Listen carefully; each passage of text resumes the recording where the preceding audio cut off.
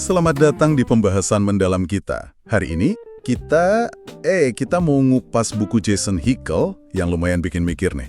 Judulnya Less is More. Iya, bukunya cukup provokatif ya. Banget. Kita bakal coba bongkar argumen utamanya. Gimana sih obsesi sistem ekonomi kita sama pertumbuhan terus-terusan itu malah katanya bikin kita diambang krisis ekologis. Sumber kita kali ini ya kutipan-kutipan penting dari bukunya dia. Oke, misinya apa? Ya kita pengen paham kenapa Hickel ini ngelihat kapitalisme sama pertumbuhan sebagai akar masalahnya. Terus, kita juga bakal lihat kritiknya soal solusi pertumbuhan hijau. Yang katanya nggak cukup itu ya? Iya, katanya gitu. Dan juga kita mau eksplorasi gagasannya yang mungkin kedengarannya radikal ya. Degrowth atau penyusutan yang direncanakan. Degrowth, menarik. Kita mulai dari cerita personal Hickel deh, yang mungkin Anda juga pernah ngalamin. Dia cerita waktu kecil di Eswatini, kaca depan mobil pickup ayahnya tuh, selalu penuh serangga mati. Oh iya, kalau habis jalan jauh gitu ya? Betul, kupu-kupu, ngengat, kumbang, banyak banget katanya. Tapi sekarang pas dia balik lagi, kaca depan mobil cenderung bersih.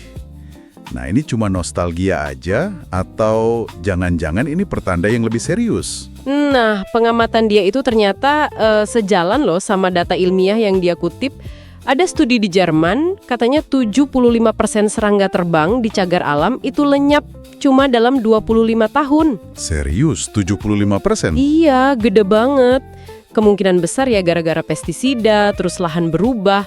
Ilmuwan sampai ada yang bilang ini potensi Armageddon ekologis. Ngeri kan? Waduh, padahal serangga itu kan penting banget ya. Puerto Rico yang katanya dilindungi aja, biomasa serangga anjlok sampai 98% dalam 36 tahun. 98%? Iya, gara-gara suhu naik 2 derajat Celcius aja, ini bisa memicu keruntuhan ekosistem lokal. Jadi ini bukan cuma soal serangga aja ternyata.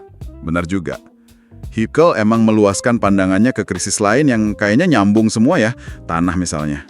Iya, tanah. Hampir separuh tanah dunia katanya rusak parah. Hilangnya juga jauh lebih cepat daripada proses pembentukannya. Betul, populasi cacing tanah di lahan pertanian industri itu anjlok drastis banget, katanya sampai 83%.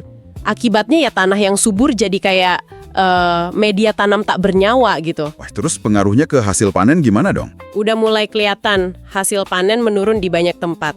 Hickel bahkan ngutip prediksi kalau tren ini lanjut, kita mungkin cuma punya sisa 60 tahun masa panen. Astaga, 60 tahun lagi. Gak lama itu ya? Makanya, lautan juga sama aja kritis kondisinya. Hickel nyorot soal penangkapan ikan berlebihan pakai kapal pukat raksasa itu loh. Yang merusak dasar laut itu ya? Iya, terus ada zona mati gara-gara limpahan pupuk kimia dari pertanian, belum lagi pemanasan laut yang bikin rantai makanan kacau.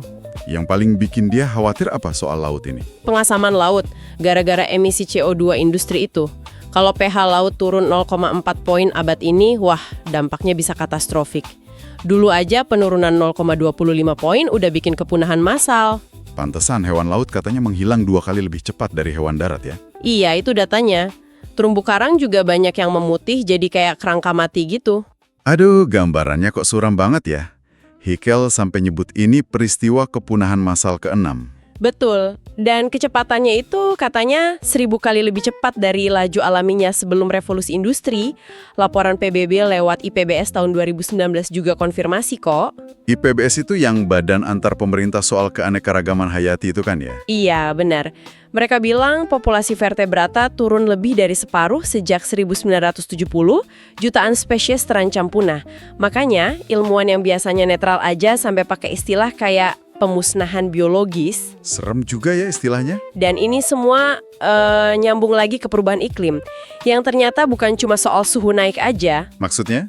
Hickel ngingetin soal badai ekstrim yang makin sering, kayak Harvey, Irma, Maria dulu, gelombang panas yang mematikan, kayak di Eropa 2003 itu kan puluhan ribu korban jiwa, kebakaran hutan yang masif. Kayak di Australia tempo hari itu ya? Iya, yang katanya semiliar hewan liar mati. Tapi ancaman jangka panjangnya, kata Hickel, lebih ngeri lagi, kenaikan permukaan laut. Oh iya, itu bisa nenggelemin banyak kota pesisir kan? Banget, jutaan orang terancam, terus krisis pangan juga gara-gara kekeringan, gletser mencair. Ada aturan praktis katanya. Hasil panen sereal pokok turun 10% tiap suhu naik 1 derajat. Waduh.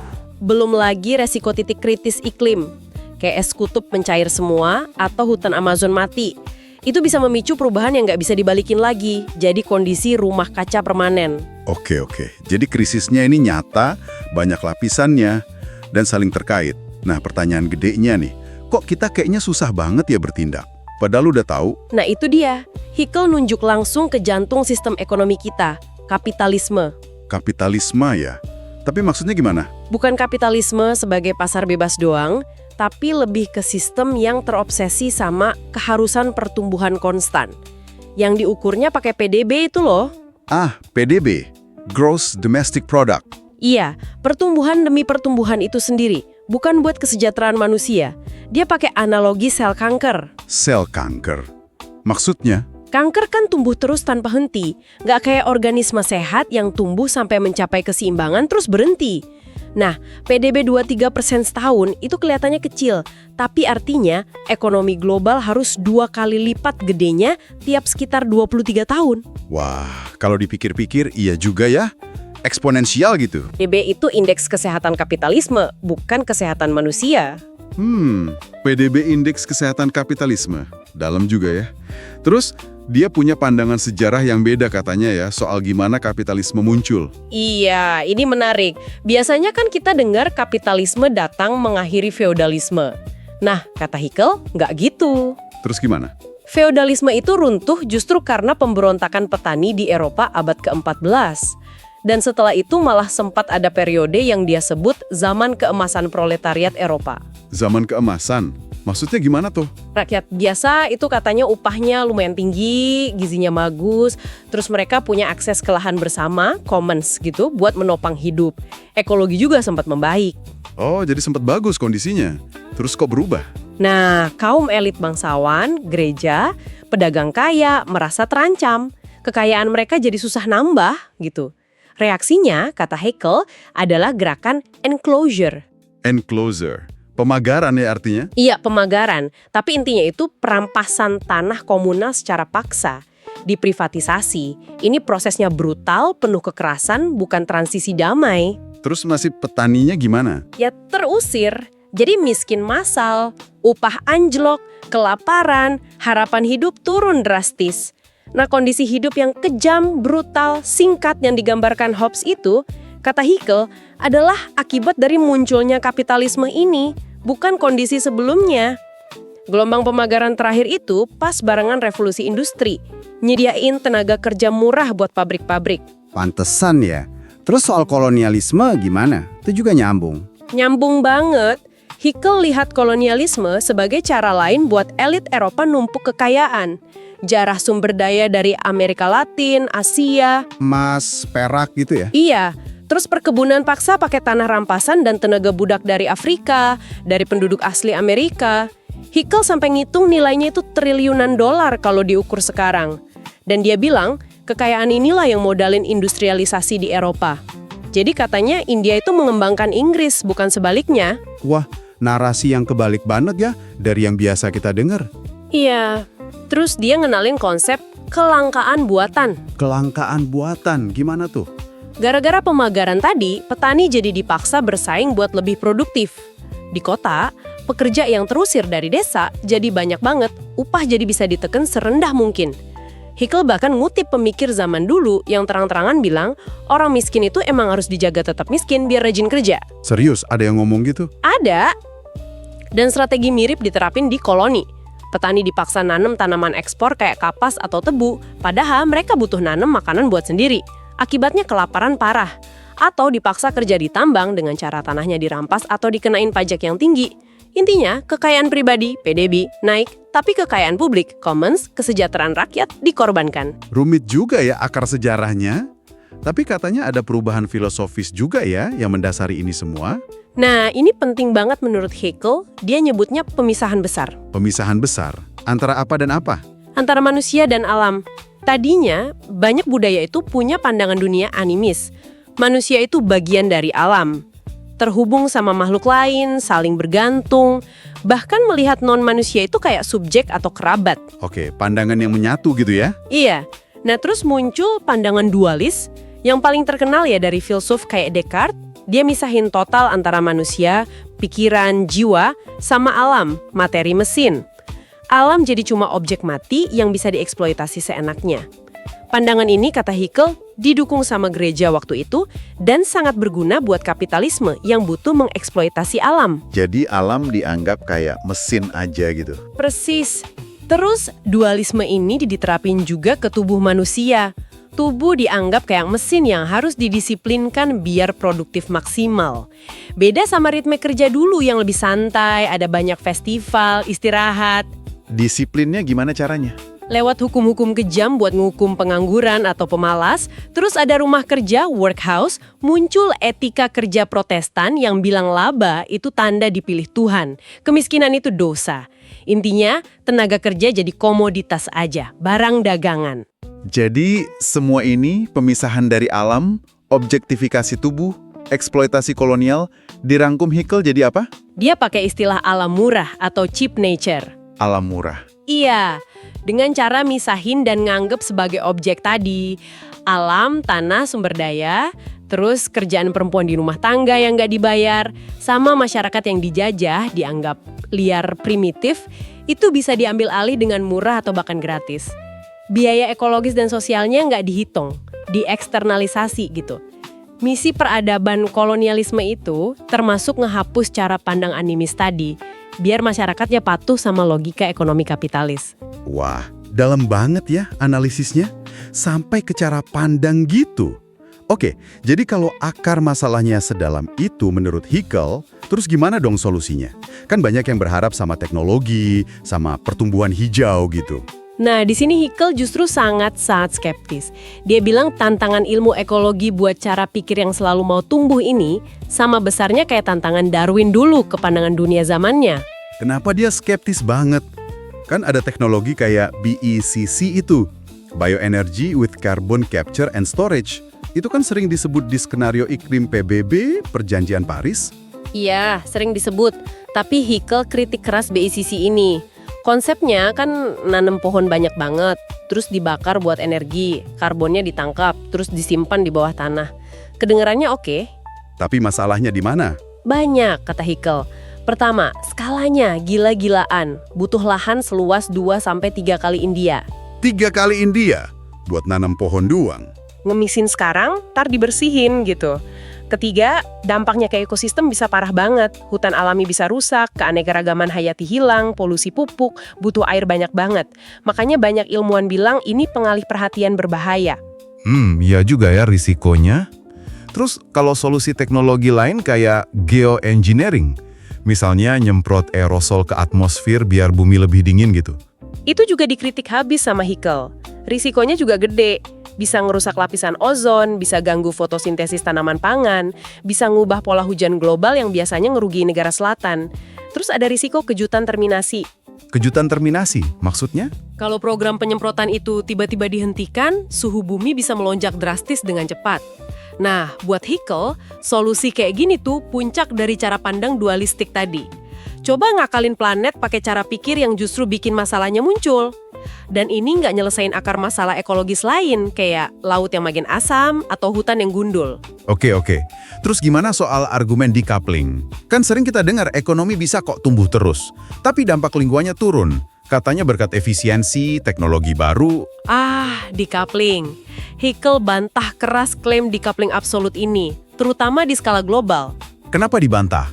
Kan ada data negara maju yang PDB naik tapi emisi turun. Nah, data itu seringnya cuma ilusi akuntansi, kata Hickel. Nggak ngitung emisi atau penggunaan sumber daya dari barang-barang impor yang produksinya udah dipindahin ke negara lain. Kalau dihitung pakai jejak material yang ngelihat semua sumber daya yang dikonsumsi suatu negara dari manapun asalnya, ternyata penggunaan sumber daya global itu malah terus naik seiring naiknya PDB global. Nggak ada decoupling absolut. Oh, jadi cuma pindah masalah aja ya? Bisa dibilang gitu. Studi pemodelan juga nunjukin, kata Hickel, kalaupun kita asumsi efisiensinya naik gila-gilaan, decoupling yang cukup cepat buat balik ke batas aman planet itu kayaknya mustahil dicapai selama ekonomi global masih harus tumbuh terus secara eksponensial. Ada juga efek pantulan atau Jevons Paradox. Efek pantulan? Apa tuh? Gampangnya gini, kalau ada teknologi bikin kita lebih efisien, pakai energi misalnya, kita jadi hemat duit kan? Nah, duit hematnya itu seringkali malah dipakai buat konsumsi lebih banyak lagi, atau diinvestasiin lagi buat bikin lebih banyak pertumbuhan. Jadi, efisiensinya nggak jadi ngurangin total penggunaan sumber daya. Masuk akal juga ya. Jadi kayak lingkaran setan gitu. Terus ekonomi sirkuler gimana? Kan lagi ngetren tuh. Daur ulang, pakai ulang. Itu juga dikritik kalau masih dalam kerangka keharusan tumbuh. Hickel bilang, pertama, nggak mungkin bisa 100% sirkular, hukum termodinamika. Kedua, daur ulang itu butuh energi juga, dan seringnya kualitas materialnya turun. Ketiga, dan ini paling penting, kalau sistem ekonominya masih nuntut tumbuh terus, pasti akan lebih mentingin produksi barang baru daripada repot-repot bikin sistem sirkular yang beneran jalan. Terus kalau memberi harga pada alam, misalnya pajak karbon tinggi gitu. Itu juga dianggap nggak bakal efektif dalam sistem sekarang. Kenapa? Karena kalau harga karbonnya beneran tinggi, sesuai kerusakan lingkungan, itu bakal bikin biaya produksi naik drastis, ujung-ujungnya menghambat pertumbuhan. Nah, karena sistemnya butuh tumbuh, kebijakan kayak gitu pasti bakal susah banget diterapin, atau dibikin setengah-setengah aja. Jadi, kesimpulan Hickel, teknologi itu penting, efisiensi itu bagus, tapi masalah utamanya ya keharusan buat tumbuh terus itu sendiri. Oke, jadi kalau pertumbuhan hijau dan teknologi aja nggak cukup, terus apa dong solusinya Hickel? Ini nih bagian yang paling menantang kayaknya. Degrowth. Apa sih sebenarnya maksudnya? Kok kesannya kayak mundur? Nah, ini penting banget buat dilurusin. Degrowth atau penyusutan terencana versi Hickel itu bukan resesi ya. Bukan resesi. Bedanya apa? Resesi itu kan ekonomi ambruk, kacau, nggak direncanain. Dan terjadinya di sistem yang butuh tumbuh biar stabil. Kalau nggak tumbuh, ya ambruk. Nah, degrowth itu beda. Ini adalah penyusutan yang direncanakan secara sadar dari penggunaan energi dan material di negara-negara kaya. Cuma di negara kaya ya? Iya, fokusnya di negara kaya yang udah kelewat batas konsumsinya. Tujuannya biar skala ekonomi mereka balik lagi ke batas aman planet. Tapi sambil nyusut secara materi dan energi itu, fokusnya justru meningkatkan kesejahteraan, keadilan sosial, mengurangi jam kerja, dan memperkuat layanan publik kayak kesehatan dan pendidikan gratis. Wah, jadi bukan sekedar nurunin PDB aja? Bukan. PDB mungkin turun, tapi itu bukan tujuannya. Tujuannya itu menciptakan ekonomi yang nggak lagi bergantung sama pertumbuhan buat bisa stabil dan bikin rakyatnya sejahtera. Ekonomi yang seimbang. Tapi kan sering dibilang pertumbuhan ekonomi itu penting buat kesejahteraan, buat ngurangin kemiskinan. Hickel nunjukin data, pakai kurva Prestol namanya, itu nunjukin kalau di negara-negara yang udah kaya, hubungan antara PDB per kapita sama indikator kesejahteraan kayak harapan hidup atau kebahagiaan itu udah lama putus. Maksudnya putus gimana? Jadi setelah PDB per kapita nyampe level tertentu, kira-kira $10.000 per tahun gitu katanya, nambahin PDB lagi itu nggak otomatis bikin harapan hidup nambah signifikan atau orang jadi lebih bahagia. Yang lebih penting buat kesejahteraan di negara kaya itu, menurut Hickel, justru hal-hal kayak layanan kesehatan dan pendidikan universal yang bagus, sanitasi, dan terutama kesetaraan. Kesetaraan. Pengaruhnya apa? Masyarakat yang lebih setara, yang timpangannya nggak terlalu jauh antara kaya dan miskin, itu cenderung tingkat stresnya lebih rendah, orangnya lebih sehat, tingkat kriminalitas lebih rendah, lebih bahagia gitu. Terlepas dari PDB per kapitanya setinggi apa, dia kasih contoh negara kayak Costa Rica. Costa Rica, kenapa Costa Rica? PDB per kapita Costa Rica itu jauh di bawah Amerika Serikat, tapi harapan hidup dan tingkat kebahagiaan warganya itu termasuk yang paling tinggi di dunia. Kenapa? Karena mereka investasi besar di kesehatan universal, pendidikan gratis, dan mereka udah lama menghapus tentaranya, jadi dananya bisa dialihin ke sosial. Oh, menarik ya contohnya. Jadi gimana caranya degrowth ini bisa ningkatin kesejahteraan sekaligus nyelamatin lingkungan menurut Hickel? Kok kayaknya kontradiktif? Justru dia lihat ada sinergi di situ. Misalnya kalau kita ngurangin ketimpangan ekonomi, orang kaya nggak perlu lagi konsumsi berlebihan cuma buat pamer status kan. Itu udah ngurangin tekanan ke lingkungan. Oke, masuk akal. Terus?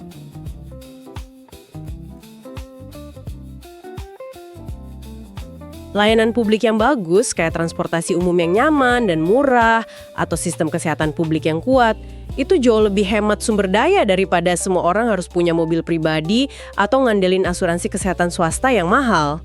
Benar juga sih. Terus ngurangin jam kerja. Udah banyak studi nunjukin kalau jam kerja lebih pendek itu bikin orang lebih bahagia, lebih sehat, stres berkurang, dan otomatis jejak ekologisnya juga turun karena konsumsi dan produksinya berkurang. Jadi degrowth itu bukan soal ngencingin ikat pinggang buat semua orang secara membabi buta, tapi lebih ke redistribusi sumber daya biar lebih adil dan fokus ke hal-hal yang beneran penting buat hidup yang baik dan layak. Oke, mulai kebayang konsepnya. Terus langkah konkretnya gimana? Apa aja yang dia usulin? Wah, banyak sih usulannya. Misalnya nih, dia usul buat ngelarang produk yang sengaja dibikin cepat rusak, biar orang beli lagi. Planned obsolescence itu ya? Iya, terus larang atau kenain pajak super tinggi buat iklan yang ngejar-ngejar kita buat beli barang nggak perlu. Ngurangin sampah makanan secara drastis. Mengubah pola makan, kurangin konsumsi daging. Itu juga pengaruh ya? Banget. Terus, nerapin batas penggunaan sumber daya alam secara nasional. Perpendek minggu kerja, misalnya jadi 4 hari kerja, tapi gajinya nggak dipotong. Hasil peningkatan produktivitas dibagi rata, bukan cuma buat keuntungan pemilik modal. Wah, kalau itu kayaknya banyak yang mau ya? Iya, kayaknya. Terus, kurangi ketidaksetaraan secara radikal. Bisa lewat pajak kekayaan, pajak warisan yang tinggi, atau nentuin rasio maksimal antara gaji terendah dan tertinggi di perusahaan. Terus invest besar-besaran di layanan publik universal, kesehatan gratis, pendidikan gratis sampai kuliah, perumahan terjangkau. Perluas commons juga katanya. Maksudnya? Iya, perbanyak lagi sumber daya atau layanan yang dikelola bersama buat kepentingan publik, bukan diprivatisasi. Bisa berupa platform digital, data, pengetahuan, taman kota, energi terbarukan komunitas, macam-macam. Terus, hapuskan utang negara-negara miskin. Pakai indikator kemajuan selain PDB, yang beneran ngukur kesejahteraan dan kesehatan planet. Tujuannya itu, kata Hickel, menciptakan kelimpahan radikal dengan cara membalikkan kelangkaan buatan yang diciptain kapitalisme tadi. Oke, banyak banget ya langkahnya. Nah terus, tadi kan fokusnya negara kaya. Kalau buat negara-negara berkembang di selatan gimana? Apa mereka juga harus degrowth? Kan mereka masih perlu membangun. Nah, ini Hickel jelas banget bedainnya. Degrowth itu agenda buat utara, buat negara-negara yang udah kelewat kaya dan secara historis paling bertanggung jawab atas kerusakan lingkungan global. Jadi selatan nggak perlu degrowth? Nggak perlu dan nggak boleh dipaksa degrowth atau berhemat model IMF gitu. Yang dibutuhkan negara selatan, kata Hickel, adalah kebebasan. Bebas dari jeratan utang, bebas dari program penyesuaian struktural yang dipaksain Bank Dunia atau IMF yang seringkali malah merusak lingkungan dan kesejahteraan rakyatnya. Terus mereka harus gimana? Pembangunan yang berbeda, yang fokusnya ke kebutuhan rakyatnya sendiri, bukan buat pasar global. Misalnya kedaulatan pangan, layanan universal, kesehatan, pendidikan, reforma agraria biar petani punya tanah, upah layak, ngelindungin industri domestiknya kalau perlu, sambil regenerasi ekologi. Kayak Costa Rica tadi atau beberapa negara pasca kolonial dulu sebelum ditekan program penyesuaian struktural, kuncinya di keadilan global. Keadilan global, maksudnya? Akhiri praktik perdagangan yang nggak adil, yang terus-menerus ngeruk sumber daya dari selatan ke utara. Hapuskan utang-utang yang nggak adil. Dan penting banget, bayar reparasi iklim. Utara harus ngakuin tanggung jawab historisnya atas emisi berlebih dan bayar kerugian yang dialami selatan akibat perubahan iklim yang nggak mereka sebabkan. Wah, ini tuntutannya radikal juga ya, soal keadilan global. Nah, balik lagi ke gagasan filosofis tadi. Selain ubah kebijakan, Hickel kan nekenin perlunya ubah cara pandang juga ya.